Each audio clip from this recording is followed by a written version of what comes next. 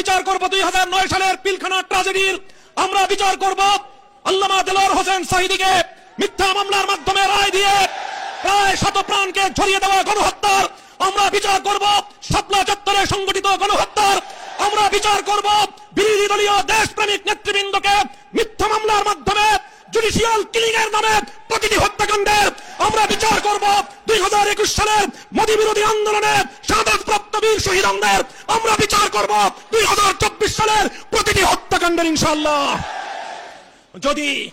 যদি বিএনপি এই হত্যাকাণ্ডগুলোর যথাযথ বিচার করতে না পারে, আগামীর বাংলাদেশের কাঠগড়ায় বিএনপিকে আসামির কাঠগড়ায় দাঁড়িয়ে যেতে হবে। 24-এর বিপ্লব পরবর্তী বাংলাদেশে বাংলার তরুণদের হৃদয়ের স্পন্দন, বাংলাদেশের কিংবদন্তি তরুণ নেতা শরীফ ওসমান হাদীকে হত্যা করে হত্যাকারীরা ভারতে গিয়ে জামাই আদরে প্রতিপালিত হচ্ছে। আমরা ভারত সরকারকে বলতে চাই, শরীফ ওসমান হাদীর হত্যাকারীদের বিচার করবার অধিকার বাংলাদেশে রয়েছে, সেই হত্যাকারীদেরকে বাংলাদেশে হস্তান্তর করো।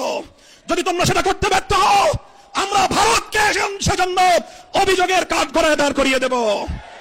আমার আখেরি পয়গাম, যেই ফ্যাসিবাদ বিতাড়িত হয়েছে সেই ফ্যাসিবাদ আর বাংলাদেশে পুরনো রূপেও ফিরবে না, নতুন রূপেও ফিরতে আমরা দেব না।